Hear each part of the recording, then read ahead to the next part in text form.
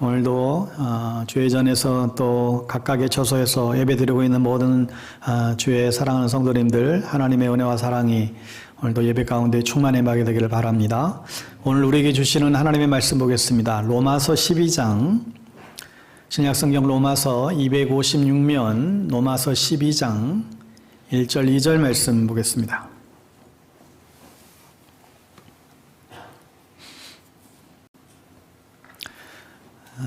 로마서 12장 1절 2절 우리 다 찾으셨으면 자리에서 일어나셔서 하나님의 말씀 합독하여 선포하겠습니다. 시작. 그러므로 형제들아 내가 하나님의 모든 자비하심으로 너희를 권하노니 너희 몸을 하나님이 기뻐하시는 거룩한 산 제물로 드리라. 이는 너희가 드릴 영적 예배니라. 너희는 이 세대를 본받지 말고 오직 마음을 새롭게 함으로 변화를 받아 하나님이 선하시고 기뻐하시고 온전하신 뜻이 무엇인지 분별하도록 하라. 아멘. 오늘은 변화하는 교회 예배를 새롭게 계속되어지는 올해 주제 말씀 나누고 있습니다.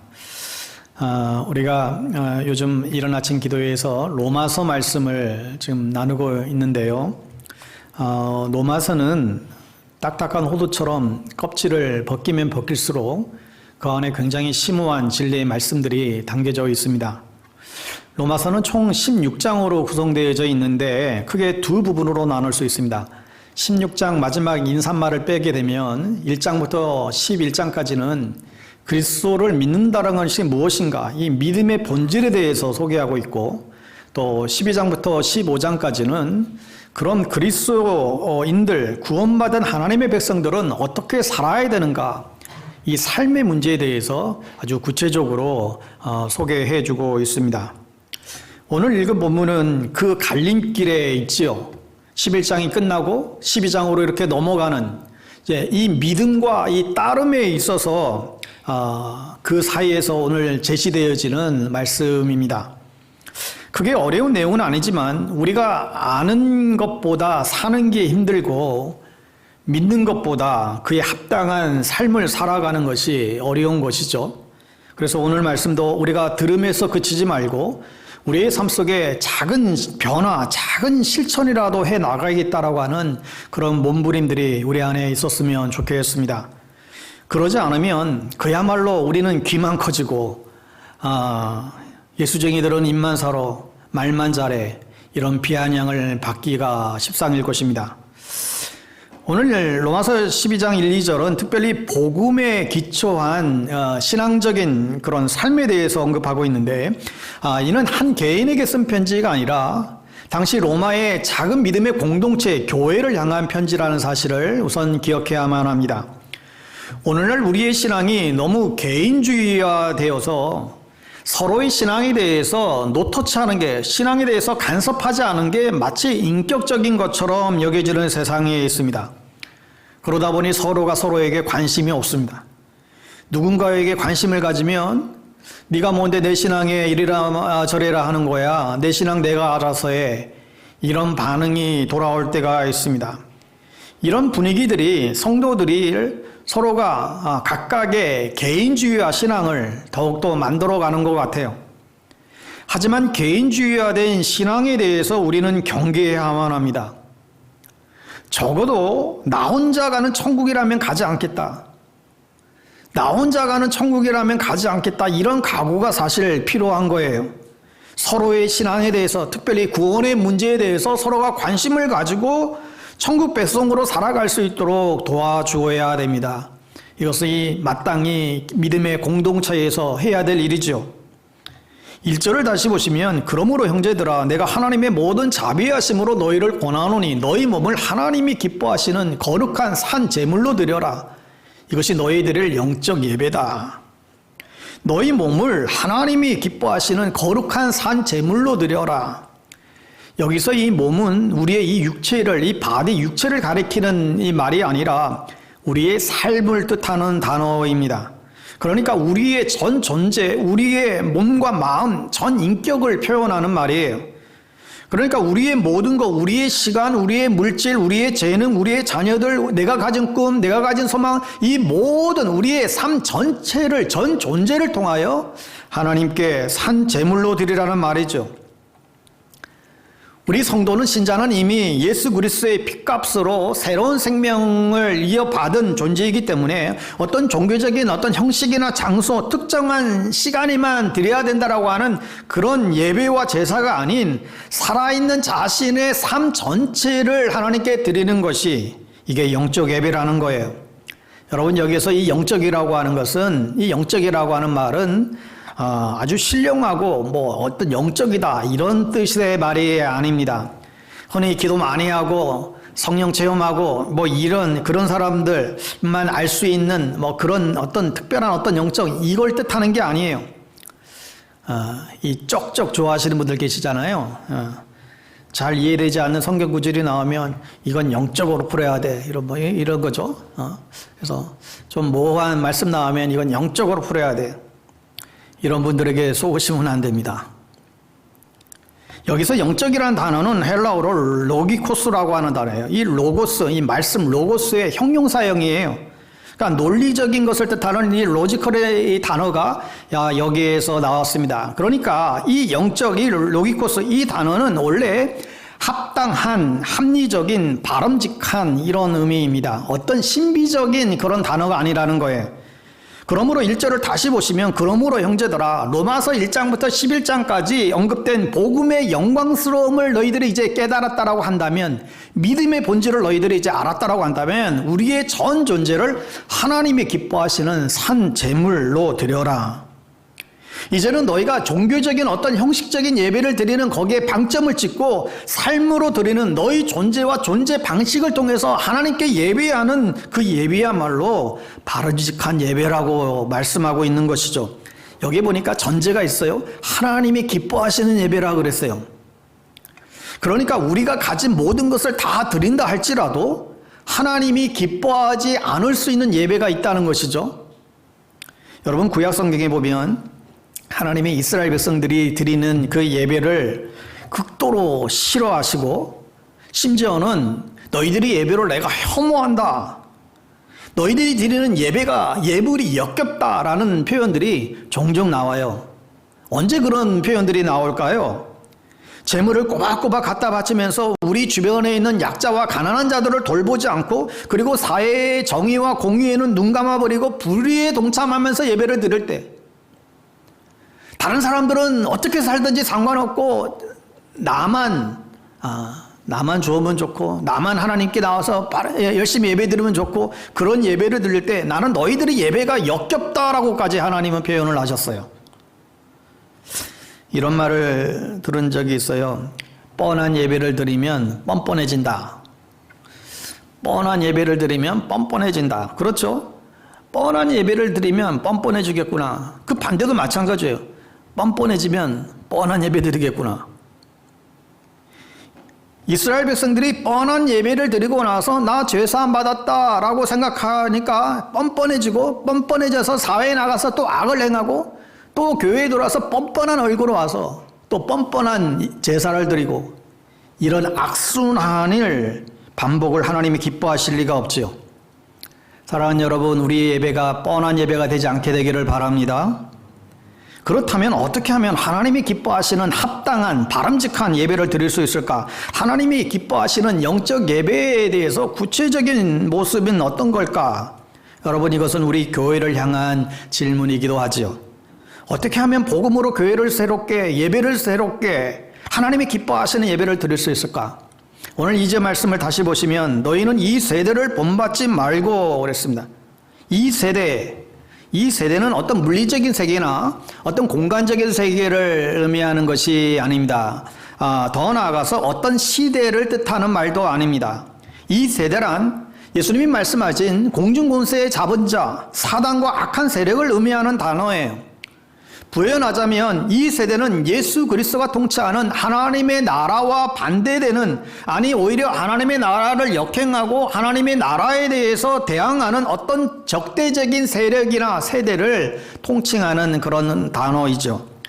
모든 시대에 등장하는 특별한 가치나 풍조, 시대정신, 행동 양식, 또 삶의 모든 양식을 포괄하는 단어가 이 세대라고 하는 말에 다 속해져 있습니다. 이 세대를 본받지 말고, 필립스 교수는 이걸 해석하면서 당신을 에워싸고 있는 세상이 당신을 세상의 틀에 밀어넣지 않도록 하십시오. 당신을 에워싸고 있는 세상이 당신을 그 세상의 틀에 밀어넣지 못하도록 하십시오. 세상의 가치관, 세상의 우선순위, 세상에 살아가는 어떤 저세술, 살아가는 모습, 이 모습이 당연하다시 막 밀어넣는다는 거예요. 근데 그런 세대를 본받지 말라는 것이죠.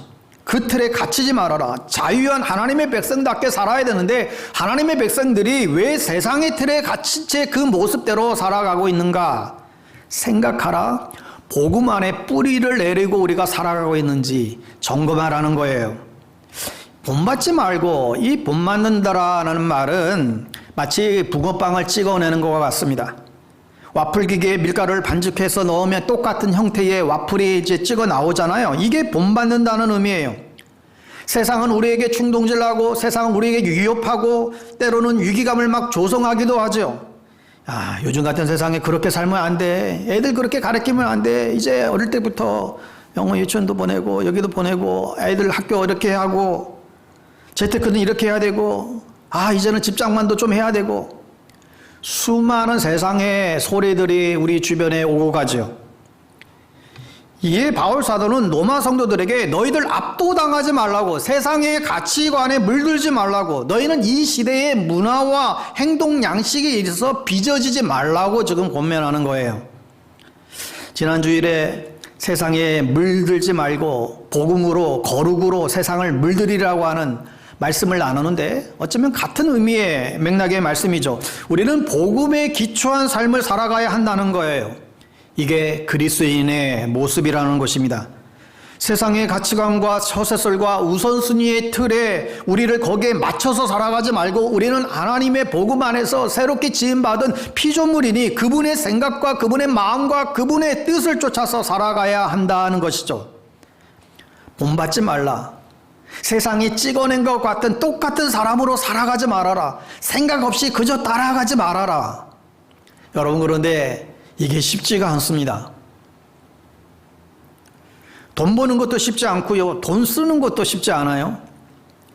남들 하는 대로 살아가면 그냥 티나지 않고 그냥 편안한데, 그런데 그렇게 살지 말라는 거예요.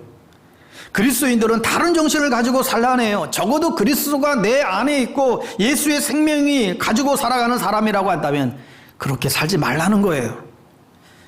유진 피터스 목사님이 메시지 성경에서 오늘 본문을 이렇게 번역했는데 이 번역이 얼마나 좋은지 모르겠습니다. 한번 여러분 그냥 화면을 보면서 같이 한번 다시 따라 보세요. 그러므로 이제 나는 여러분이 이렇게 살기를 원합니다. 하나님께서 여러분을 도우실 것입니다. 여러분의 매일의 삶, 일생의 삶, 자고 먹고 일하고 노는 삶을 하나님께 헌물로 드리십시오. 하나님께서 여러분을 위해서 할 수 있는 최선의 일입니다. 문화에 너무 잘 순응하여 아무 생각 없이 동화되어 버리는 일이 없도록 하십시오. 대신에 하나님께 시선을 고정시키십시오. 그러면 속에서부터 변화가 일어날 것입니다. 그분께서 여러분에게 바라시는 일을 흔쾌히 인정하고 조금 더 머뭇거리지 말고 거기에 응하십시오. 여러분을 둘러싸고 있는 문화는 여러분을 늘 미숙한 수준으로 끌어낮추려 하지만 하나님께서는 언제나 여러분에게서 최선의 것을 이끌어내시고 여러분 안에 멋진 성숙의 길로 인도해 주시기 때문입니다. 저는 이 번역이 얼마나 멋진지 모르겠습니다. 여러분, 이 말을 적용해 본다면 이렇게도 할 수 있을 것 같아요. 그리스도인들은 운전을 해도 다르게 운전한다. 그리스도인들은 장사를 해도 다르게 장사를 하고, 돈이 씀씀이도 다르고, 공부하는 것도 다르고, 삶의 의미와 목적도 다를 뿐만 아니라 말하는 것도 다르고 행동하는 것도 다르다. 긴급한 선택의 갈림길에서 무엇을 선택하는가가 그리스도인은 다르고, 위기에 처해 있을 때 그 위기를 벗어나는 방법도 다르고, 우리의 삶에서 급박하게 일어나는 그 순간의 상황 속에서 대처하는 법도 다르다. 왜요? 이게 그리스도인이기 때문에. 더 나아가서 우리 마음을 새롭게 함으로 변화를 받아라. 여기서 이 변화는 어떤 외적인 변화가 아니라 내적인 변화를 가리키죠. 여러분 옛날에 110V 그 전압을 바꿔주는 기계를 도란스라고 그러잖아요. 이 도란스. 이 도란스가 이 트랜스예요. 바꿔주는 거예요. 그러니까 세상의 풍조를 따르는 어그러진 그것을 트랜스폼하라는 것이죠. 다시 말해 이 세상의 문화, 형식, 그런 풍조를 동화되지 말고 변질되지 말고 변화되라고 하는 거예요. 그 숙제를 우리에게 오늘 주고 있습니다. 로마서가 개인에게 주어진 말씀이라기보다 교회 공동체에게 주신 말씀이라고 언지를 냈습니다. 첫째는 이 세대에 동화되지 말라. 이 세대에 동화되는 그리스도인, 동화되는 교회가 되지 말라는 것이고, 두 번째는 마음을 새롭게 함으로 변화를 받으라 하는 것이죠. 첫 번째를 생각해 보면 이 시대를 따라 동화되는 것이 어떤 것입니까? 이 시대를 동화된다라고 하는 것은 이 시대의 가치를 따라간다라고 하는 것인데, 가장 심각한 것은 절대 가치, 절대 진리를 부정하는 그런 풍토입니다. 오늘날의 시대가 절대 가치, 절대 진리를 부정하는 그런 시대예요. 절대적인 진리와 가치가 없다라고 하는 믿음이 그런 지배하고 있다는 거예요. 여러분, 어쩌면 이것이 이 시대의 가장 무서운 신자를 향한 공격이고, 우리가 이러한 생각에 오염되어서는 안 된다는 것입니다. 절대적인 가치, 이 기준을 부인하다 보니까 성경도 부인하게 되고 신존재 자체도 부정해버리는 것이죠. 오직 자기 자신만을 믿는 그런 시대가 되어버리고 말았습니다. 윤리와 도덕의 기준이 하나님이 아니라고 하는, 그 하나님이라고 하는 어떤 절대적인 그 중거점이 없다라고 없어지다 보니까 모든 것이 상대화되어 버렸어요. 이게 이 시대에 우리가 살아가고 있는 풍조입니다. 무서운 것은 이런 시대의 사조가 세상이 아니라 우리 교회 안에도 어김없이 지금 침투해 들어와 있다는 사실이에요. 그래서 교회 안에서조차 서로를 향해서도 어떠한 신앙적인 권면도 하기도 참 주저하게 되고, 하나님의 말씀에 근거해서 권면하고 질책하고 때로는 책망하고, 이걸 하지 못하는 시대가 되어버렸어요. 분명히 건강하지 못한 신앙의 습관이 있는데 그것을 나무래고 그것을 좀 지적이라도 하게 되면 내 신앙 내가 살아가는 건데 뭐라 하지 마십시오. 이런 반응들이 이제 교회 안에 굉장히 많이 들어와져 버렸습니다. 그러니까 개인주의화된 이 신앙의 이 세상의 풍조가 교회 안에도 이제는 지배하고 있다는 거예요. 우리의 신앙의 근거가 하나님의 진리의 말씀의 토대 위에 세워주는 것이 아니라 하나님의 뜻을 자기가 경험한 어떤 상황에 따라 주관적으로 해석하거나 자기 신의 어떤 신비한 체험이나 경험으로 판단되는 일들이 얼마나 많이 있는지 모릅니다. 오늘날 이 시대는 신앙인이라고 하는 사람들조차도 그 신앙 안에 담긴 능력과 절대적인 가치를 가지고 우리에게 주어진 이 삶을 무언가를 결정하고 선택하는데 그것을 사용하지 않습니다.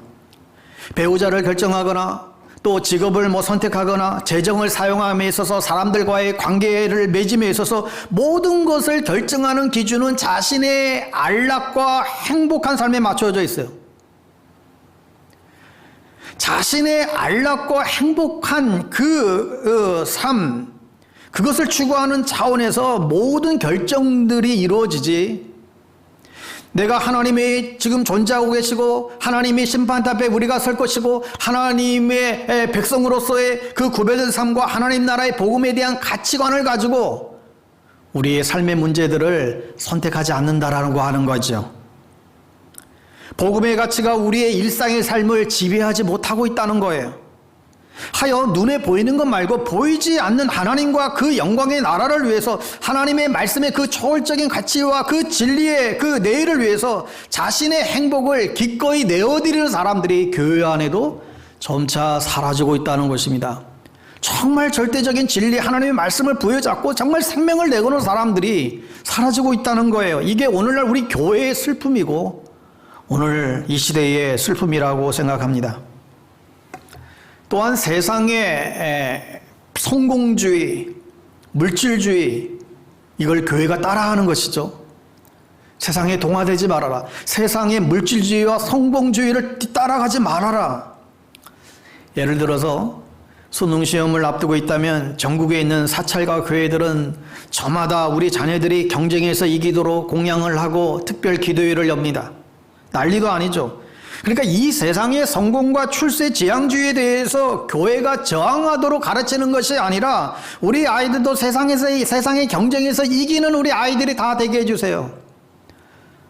저마다 이런 기도를 드리고 있죠. 이게 세상에 동화되어져 있는 모습입니다. 이런 말을 들을 때가 있어요. 저 교회는 목이 좋아. 참 저 교회 목이 좋아. 목이 좋다는 말이 뭔지 아시죠? 위치가 좋다는 얘기예요. 이 가게 진짜 목이 좋다. 사방에 탁 뚫려져 있고 참 목이 좋네. 실제로 어느 목사님이 교회를 신도시로 이전하고 나서 10배 부흥했다는 거예요. 100명 모이다가 1000명이 모인대요. 목회는 그전과 똑같이 했는데 달라진 게 하나도 없는데 그렇게 부흥했다고 자랑질을 합니다. 그러면서 신학교에 부동산 학과가 있어야 한다고. 농담 같은 소리지만 그 안에 뭐가 담겨 있습니까? 수단 방법 가리지 않고 교회만 커지기만 하면 장땡이라는 거예요. 이게 다 세상 사람들이 장사하는 사람들이 하는 말인데 교회에서조차도 첫째도 둘째도 목이 좋아야 돼. 광고하고 다닙니다. 우리가 사명으로 삼아야 할 자리보다 목이 좋은 자리를 찾아다니는 거죠. 여러분, 교회는 어느 위치에 있어야 될까요? 교회가 있어야 될 위치가 어떤 곳입니까? 사람 많이 모일 수 있는 장소가 아니라 그 교회가 그곳에 있음으로 인해서 하나님의 빛을 드러낼 수 있으면 족한 것이죠. 제가 신학교 다닐 적만 해도 소위 목회 성공, 교회 성장학, 이게 하나의 아예 학문으로 우리는 유행을 이끌었습니다. 교회를 성장시키는 이 성장학에 대해서 여러 가지 방법론적인 부분들도 많이 학습이 있었습니다. 그리고 그것들이 실제로 교회를 성장시키는데 많은 일조를 했지요. 하지만 시간이 지나면서 교회는 성장이 중요한 게 아니라 성숙이 중요하고 성공이 중요한 게 아니라 진실함이 중요한 것을 깨닫게 했습니다. 그러니까 교회 안에 성공한 목회자, 성공한 교회, 이런 말 자체가 세상의 가치와 문화를 그대로 학습했기 때문에 생겨난 현상인 것이죠. 오늘날 교회들이 수도 없이 갈등하고 싸우고 그래서 분열의 역사를 거듭하면서도 그런 와중에서도 큰 교회, 큰 목회를 선호하는 것들이 다 이 세상의 가치들을 우리가 본받고 있기 때문에 그렇습니다. 그런데 오늘 사도 바울은 그러지 말라는 거예요. 그런 시대를 본받지 지금 말라는 거예요. 그런데 여러분, 그게 다가 아닙니다. 오늘 교회가 세상 풍조를 따라가는 교회를 보면서 비판을 합니다. 교회가 저러면 안 된다고. 우리는 저러지 말자고. 우린 싸우지 말자고. 우리 교회는 물량주의, 성공주의 따르지 말자고 그렇게 얘기하지요. 그런데 여러분, 뭘 안 한다는 것으로 충분치가 않습니다. 무슨 말인가요? 우리 이거 안 해. 이것으로 충분하지 않다라는 거예요. 어느 교회 갈등 문제를 전문적으로 다루시는 분이 이런 말씀하는 걸 봤어요. 그분 말, 나는 무엇이 아니다. 이런 표현은 사춘기적인 표현이라는 거예요. 나는 무엇이 아니다. 이거는 이걸 자신의 정체성으로 삼는 것은 그건 사춘기 때 하는 수준이라는 거죠. 우리 아이들이 자랄 때 사춘기 즈음 되면 뭐라고 해요? 나 애 아니야 라고 해요.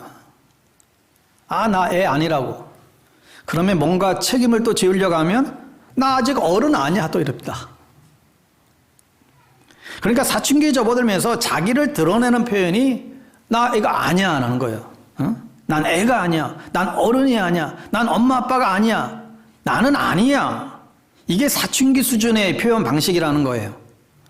그러나 어른은 내가 누군지 말할 수 있어야 된다는 것입니다. 여러분, 세례 요한이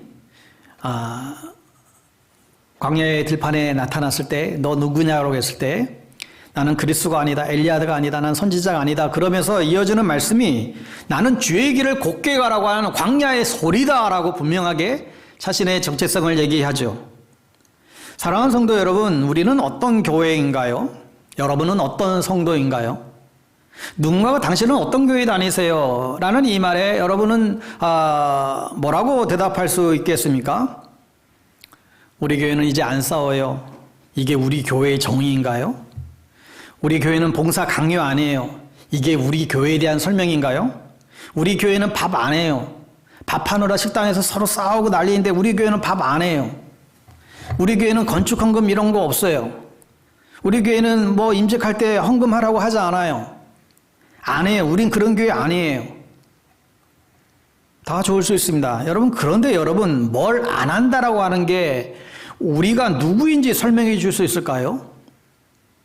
나중에 주님 앞에 갔을 때 넌 어떤 성도에 있니? 물을 때 나는 주일 어기지 않았어요.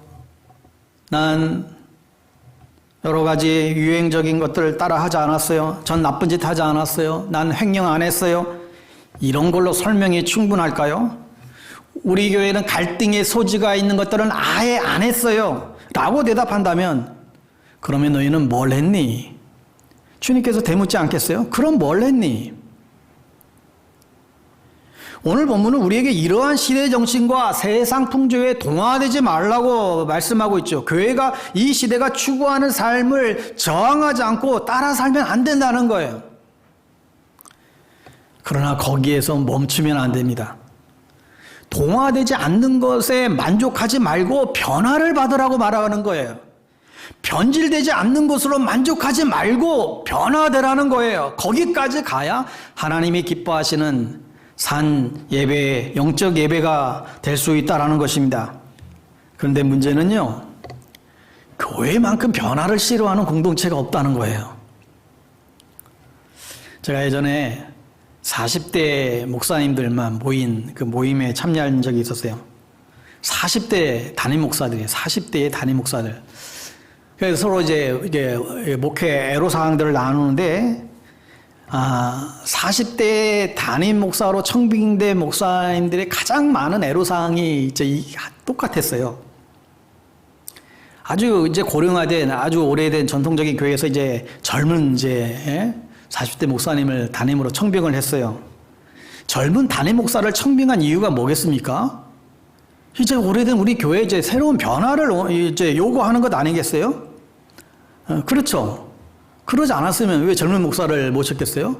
그런데 그 젊은 목사님이 교회들 다 부임하고 가서 뭔가 변화를 시도하려고 하면 하지 말라는 거예요. 그 얘기를 하면서 다들 눈물이 글썽거려요. 그러니까 교회는 변화를 원한다라고 하지만 실제로 변화를 위해서 기지개를 펴면 날개를 꺾어버려요. 예배 시간 하나 바꾸기 힘들고 식당에 신발 신고 들어가는 것 하나 못 바꿔요. 참고로 저희 교회는 식당에 신발 신고 들어갈 수 있습니다. 우리가 옛날부터 이렇게 해왔다라고 하는 것이 변화를 만들지 못하는 가장 주된 이유였어요. 우리는 예배부터 신앙생활을 이렇게 해왔고 이게 옳고 이건 이 시간에 해야 되고 이건 이렇게 해야 되고 광고는 설교 끝나고 해야 되고 이게 앞으로 가면 불편하고 내가 해왔던 패턴대로 그렇게 해와야 은혜가 더 되는 것 같고 이런 생각에 사로잡혀 있는 한 절대 교회는 변화될 수 없습니다. 물론 변화를 싫어하는 것도 아니고 모든 변화를 거부하는 것도 아니에요. 한 사파를 한번 보실래요? 저게 뭐냐면 변화를 원하는 사람 손들라고 하니까 다 저마다 손들었어요. 변화를 원하는 사람 손들어 보세요. 다 손들었어요. 그 다음에 두 번째 그림인데 누가 변화할 거냐고 물으니까 들었던 손을 다 내렸어요. 변화를 원하지만 그 변화의 대상이 내가 되는 것은 싫은 거죠. 변화를 원하지만 그 변화가 나에게 조금이라도 불리한 쪽으로 오는 것은 그건 또 싫은 거죠. 더 재미있는 것은 마지막 그림에서 누가 그 변화를 이끌 것인가 이 질문에 다들 도망가 버렸어요. 다 변화를 원한다고 말해요. 그러나 그 변화의 대상이 스스로가 되려고 하지 않고 그 변화를 이끌어 가려고 하지 않고, 그렇다면 그 공동체는 결코 변화할 수 없는 것입니다. 변화를 원해요. 그러나 다 나한테 좋은 쪽으로 변화를 원하지, 내가 조금이라도 불편한 쪽으로 변화가 일어난다고 한다면 그 변화를 원하지 않아요. 어느 교회가 이제 이전해야 되는 상황이 왔다고 합니다. 그래서 온 성도들이 동쪽으로 갈까, 서쪽으로 갈까, 남쪽으로 갈까, 북쪽으로 갈까 다들 열심히 기도를 했대요. 그런데 한결같이 다 자기 집 가까운 쪽으로 가게 해달라고 기도한 거예요. 그러니 그 기도가 응답이 되겠습니까? 그래서 온 성도들이 그 기도를 바꾸어서 하나님, 나 편한 대로가 아니라 우리 교회에서 가장 연약한 사람들 근처에 가게 해주세요. 이게 이렇게 기도했다는 것이죠. 이 멋진 교회 아닙니까? 저희 교회는 보면 구성원의 반 이상, 훨씬 더 많은 분들이 30분, 1시간 이상 차를 타고 교회 오시는 분들이 대부분이에요. 광명, 부천, 하남, 남양주, 양주, 광주, 동탄, 일산, 마곡, 제주도만 없구나. 제가 멀리서 오시는 분들에게 죄송하기도 하고 또 감사하기도 하고 고맙기도 하고 그런 마음에 농담 삼아 교회가 먼 게 아니고 집이 먼 거라고. 한 번은 어느 집사님이 그래요. 정말 집이 멀지 교회가 먼 게 아니라고. 그게 무슨 의미겠어요? 이 집사님은 내 집을 기준으로 교회를 생각한 게 아니라 교회를 기준으로 자기 집을 생각한 거죠. 교회는 가까운데 내 집이 좀 먼 거라고. 여러분, 이런 생각의 변화, 전환이 없으면 변화는 일어나지 않습니다. 오늘 바울은 2절에서 어떻게 변화를 받는가? 마음을 새롭게 함으로 변화를 받아라. 이 변화는 마음을 새롭게 함으로부터 출발한다는 거예요. 여기서 이 마음은 이 하트가 아니라 이 마인드를 가리켜요. 이 마인드는 생각에 가까운 단어죠. 즉 변화되기 위해서는 무엇보다도 생각의 갱신이 먼저 일어나야만 한다. 여러분, 우리의 생각을 만드는 루트는 두 가지인데, 하나는 하나님의 말씀과 세상의 문화입니다. 세상은 문화를 통해서 끊임없이 이 세상의 생각을 우리에게 주입시켜요. 그러니까 우리가 잘 살피지 않으면 어느새 이 세상의 생각에 우리가 오염돼 버리죠. 하여 하나님의 말씀으로 늘 세상의 생각을 늘 걸러주는 일을 해야만 합니다. 말씀을 잘 알고 배워서 잘못된 생각을 분별하고 고쳐 나갈 수 있어야 됩니다. 사랑하는 여러분, 우리가 과거에 늘 해오던 생각에 갇혀있는 한 생각은 새로워질 수 없고 생각의 변화 없이 우리는 변화될 수 없습니다. 저는 우리 방배동교회가 교회의 변화를 위해서 새로운 생각들이 원래 하나님이 창조한 원래의 그 원래의 폼, 그 원래의 모습, 그 본질로 변화되기 위해서 생각들이 계속 나오고 그 생각들이 우리 교회 안에서 실험되어지고 그 생각들이 적용되어지고 연습되어지는 그런 교회가 되었으면 좋겠습니다. 뭔가 바뀌고 있던 것이 없어지고 없던 것이 생기고 이걸 두려워하지 않는 교회가 되었으면 좋겠습니다. 우리 안에 있는 자그마한 관습조차 못 바뀐다고 한다면 어떻게 우리가 세상을 바꿀 수 있겠습니까?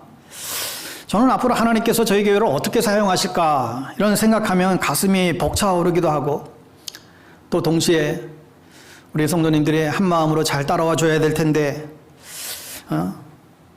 또 우리 교회가 뭘 하겠냐, 또 돈도 없는데 이러시는 분이 한 분도 없이 힘들수록 세상에 못하는 거 교회가 해야죠. 이런 마음으로 다 같은 마음을 가졌으면 좋겠어요. 아멘. 우리가 복음 안에서 비전을 가지고 새로운 꿈을 꾸고 주님의 음성에 귀를 기울인다면 하나님께서 우리 교회와 우리를 통하여 하나님의 놀라운 새 일을 이루어 가실 것입니다. 여러분, 우리가 하나님의 약속의 말씀을 마음에 담고 살아가는 것이 너무나 소중해요. 그래서 교회가 그곳에 있으므로 하나님의 나라가 조금씩 물결치듯 퍼져나가는, 그러면서 세상을 변화시켜 나가는 것이죠. 우리가 하나님 안에서 감격하며 받은 사랑이 흘러가고 주님의 은혜가 흘러가고 주님께서 주신 위로가 흘러가고 주님께서 주신 그 격려가 그렇게 흘러가서 이 세상에서 주님이, 교회가 그곳에 있기 때문에, 교회 때문에 하나님의 나라가 확장되는구나 하는 이 하나님께서 기뻐하시는 산 제물로 우리 자신과 우리 교회가 증거될 수 있다고 한다면 하나님이 얼마나 기뻐하시겠어요. 저는 요즘 교회를 향한 생각들을 더 많이 하게 되는데 여러 가지 생각들을 하게 됩니다. 예를 들면 이런 거예요. 저는 우리 젊은이들이 정말 우리 교회가 다음 세대를 준비하는 그런 교회가 되기를 더 힘쓰기를 원하는데, 젊은이들 그냥 뒤에서 그냥 따라만 오는 들러리가 아니라 정말 교회의 주체가 되기를 원해요. 앞에서 주도적인 일들을 감당하고 때로는 이끌고 리더십을 발휘해야 하는 그런 교회가 되었으면 좋겠어요. 제일 야당의 대표도 30대인데 변화를 주도해 갈 교회는 관습의 전통에 묶여서는 안 되지 않을까 싶습니다.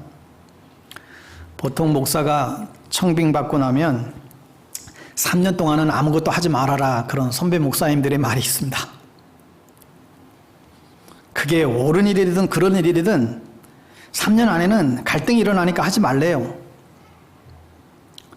저도 본의 아니게 이 코로나 때문에 지금 4년째 아무것도 못하고 있습니다.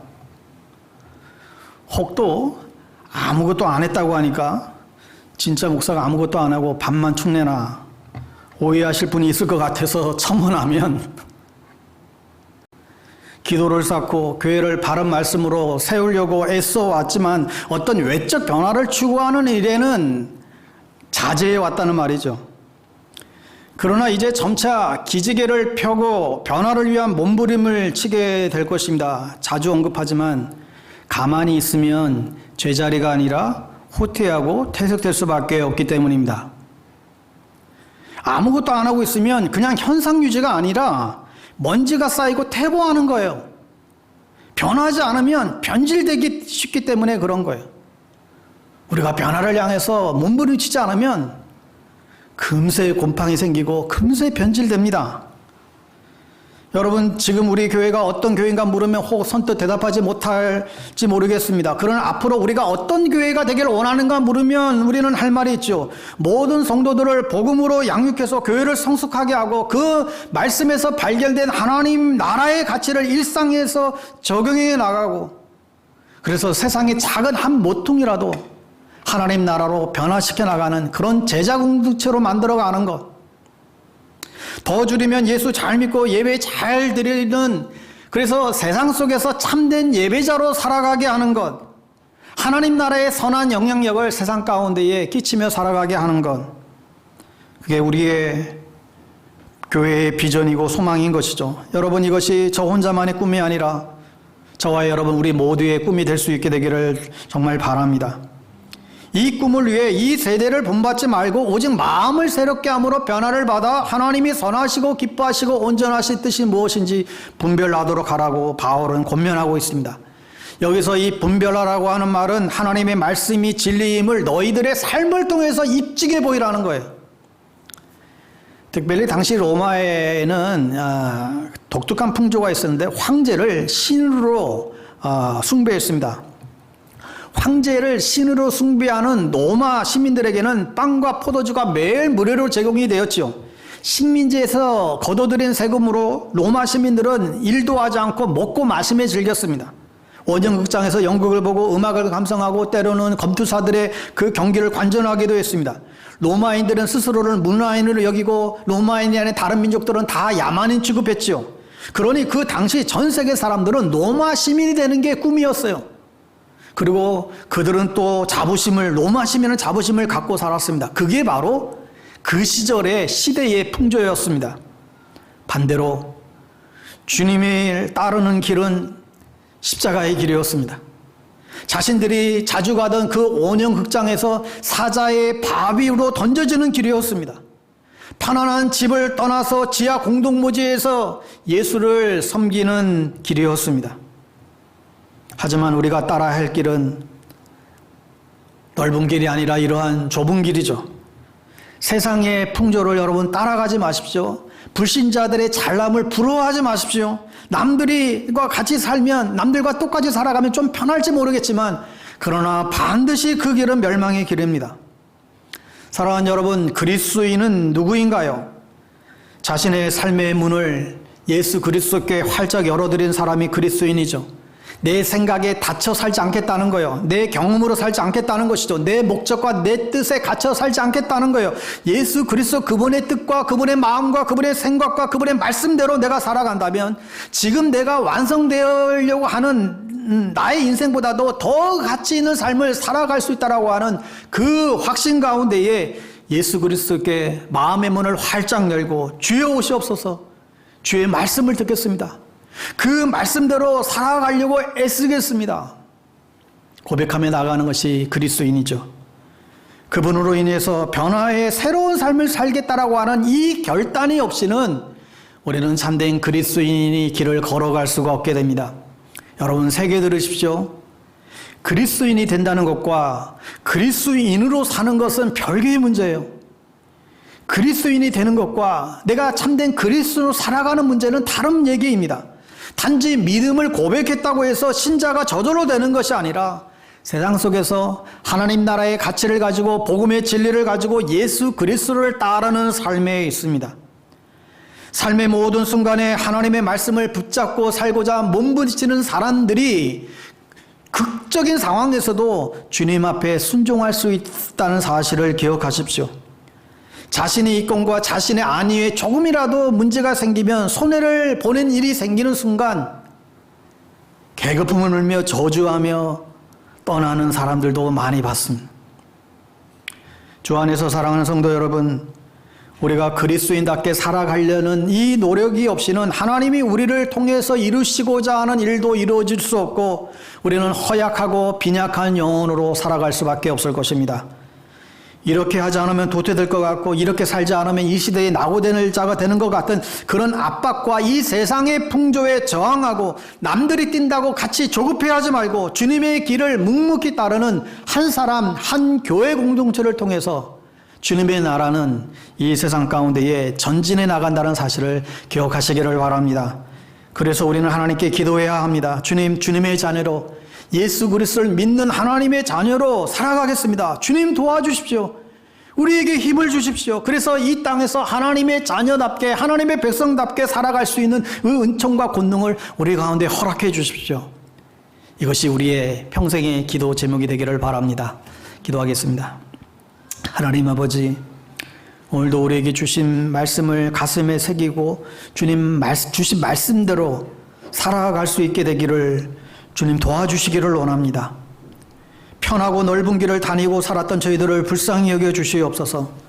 세상이 돌아가는 대로 저의 마음과 영혼을 내어 맡긴 저희를 불쌍히 여겨 주시옵소서. 주님의 말씀으로 나의 생각과 삶을 조율하기보다 세상 사람들이 살아가는 방식과 비교하며 조급해하며 뒤처질까 벗어날까 불안해하며 살아가는 저희들을 불쌍히 여겨 주시옵소서. 이제 주님께 우리의 삶을 내어 맡깁니다. 세상의 틀대로 만들어진 저희를 깨뜨려 주시고 주님의 거룩한 손에 빚어지게 하여 주시옵소서. 예수님의 이름으로 기도드리옵나이다. 아멘. 우리가 이 찬양 고백하며 다시금 오늘 주신 말씀 생각했으면 좋겠습니다. 정말 우리에게 놓여진 세상의 넓은 길이 아니라 정말 주님 걸어가신 그 길, 그 좁은 길, 십자가의 길을 걸어갈 수 있는 저희들 되게 해달라고, 이 모든 영적인 싸움에서 우리가 흔들리지 않고 우리가 나아갈 수 있도록 하나님 은혜와 힘을 달라고 우리 찬양의 고백을 통해서 다시 한번 고백하기를 좋겠습니다. 내 마음에 주를 향한 사랑이 나의 말에 주가 주신 진리로 나의 눈에 주의 눈물 채워주네.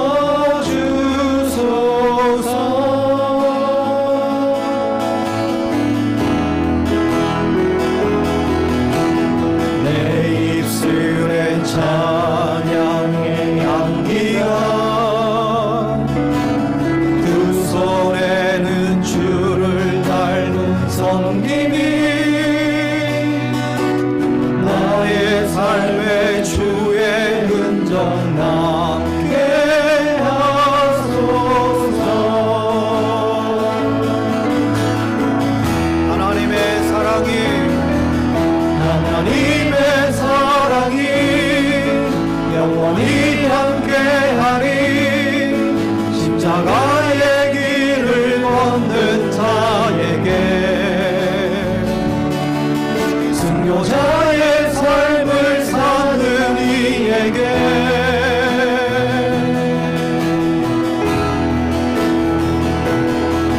조롱하는 소리와 세상 유혹 속에도 주의 순결한 신부가 되리라. 내 생명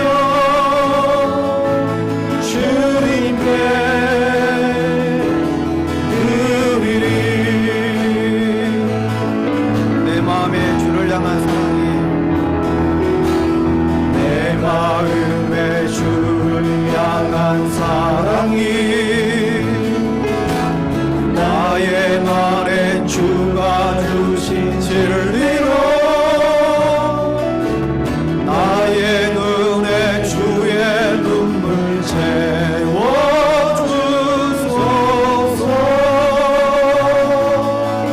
내 입술에 찬양의 향기가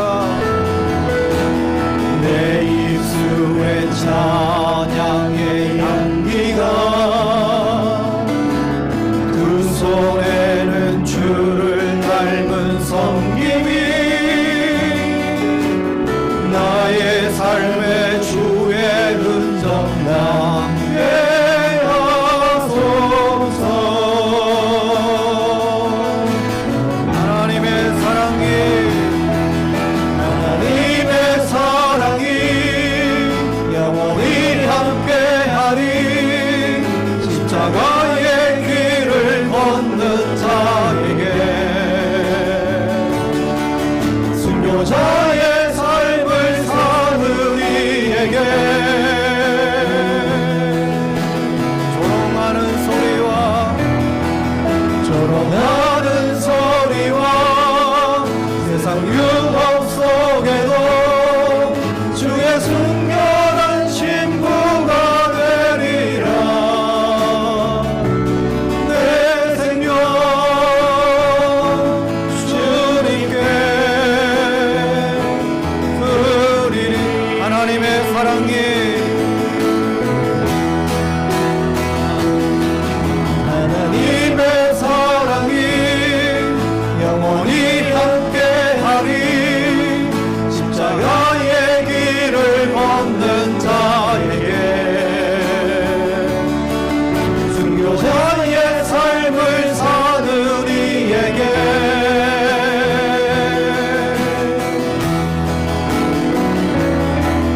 조롱하는 소리와 세상 유혹 속에도 주의 순결한 신부가 되리라. 내 생명 주님께 드리리. 내 생명 내 생명 주님께 드리리.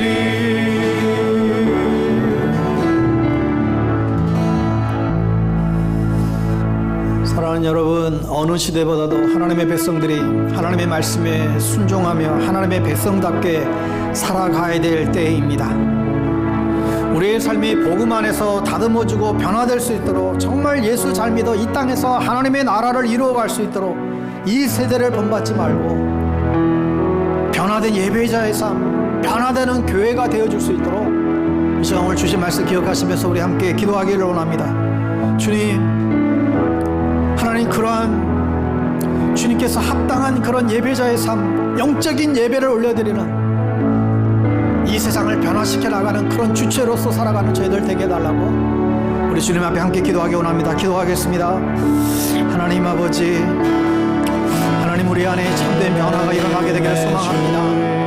오 아버지 하나님의 참으로 과거에 묶이고 전통에 묶이고 얽매인 그런 인생들이 아니라 하나님의 선하시고 기뻐하시고 온전하신 뜻이 무엇인지 우리가 주님 앞에 날마다 간구하며 구하며 그 하나님 앞에서 승복하는 그런 삶을 살아갈 수 있도록 저희들을 도와주시옵소서. 세상이 흔들리고 사람들은 변한다 할지라도 우리가 주님을 끝까지 신뢰하고 약속의 말씀들을 온전히 부여잡고 나아갈 수 있도록 저희들을 인도하여 주시옵소서. 세상의 헛된 욕망의 작은 불씨 때문에 하나님 우리의 자신을 무너뜨리고 또 우리의 삶을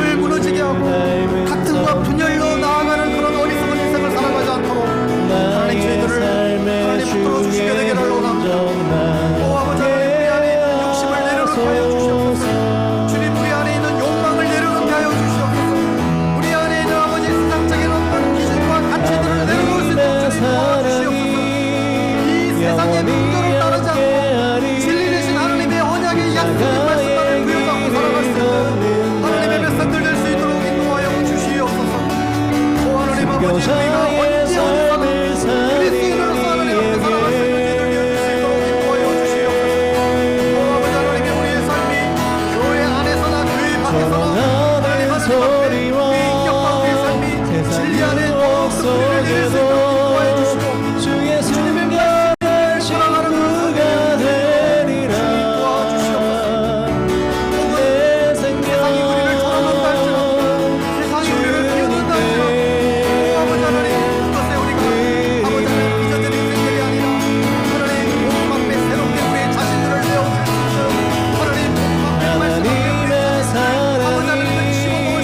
영원히 함께하리. 십자가의 길을 걷는 자에게 순교자의 삶을 사는 이에게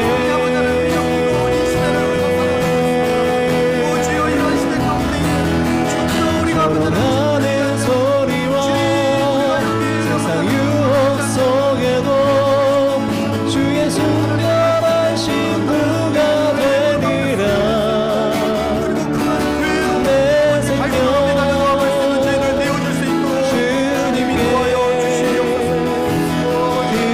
주님께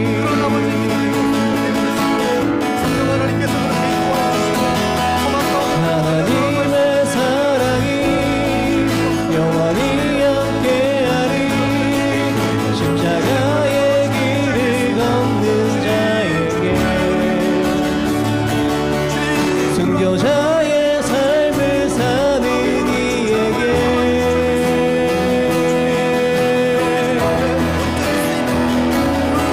조롱하는 소리와 세상 유혹 속에도 주의 순결한 신부가 되리라.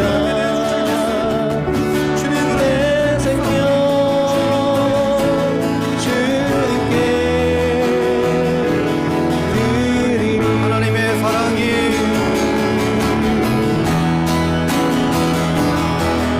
하나님의 사랑이 영원히 함께하리. 십자가의 길을 걷는 자에게 순교자의 삶을 사는 이에게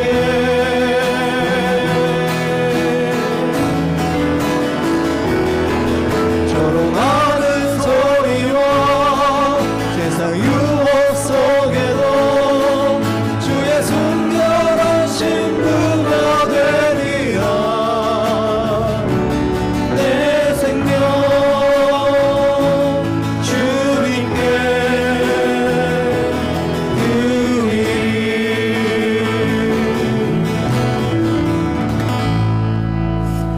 하나님 아버지, 저희들을 선택하여 구원하여 주시고 하나님의 백성으로 살아갈 수 있도록 은혜 주셔서 감사합니다.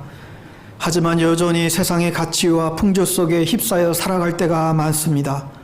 이 시대의 풍조와 가치가 우리를 지배하려 들고 세상의 입맛대로 우리를 빚어가려고 끊임없이 우리의 영혼을 공격해 올 때에 복음의 능력에 굳게 서서 우리 모두가 이 시대의 풍조에 저항하는 저희들이 될 수 있도록 주님 붙잡아 주시옵소서.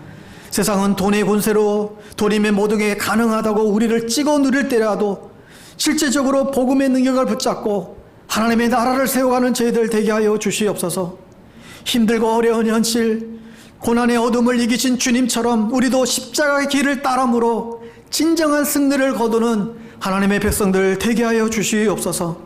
하나님의 말씀만이 진리이고 진실이고 생명이라는 것을 우리 공동체가 아니 우리 각 개인이 우리의 삶으로 입증하고 증명해 나가는 삶을 다 살아낼 수 있도록, 그리하여 진정 하나님이 기뻐하시고 선하시고 온전하신 그 뜻을 이루어드리는 참된 영적인 예배자로 하나님께 나아가는 우리 모두 되게 하여 주시옵소서. 이제는 이 마음을, 이 약속을 마음에 담고 우리의 삶의 자리에서 그리스도인으로 살아가기를 소망하는 사랑하는 우리의 모든 성도님들의 삶과 가정과 일터 위에 함께 섬기는 우리 방배동 교회와 또 여전히 세상에 코로나로 인해서 힘들어하고 있는 이 세상 가운데 하나님의 크신 사랑과 예수 그리스도의 놀라우신 은총과 성령의 교통하심이 우리 모두에게 영원토록 함께 하시기를 간절히 축원하옵나이다. 아멘.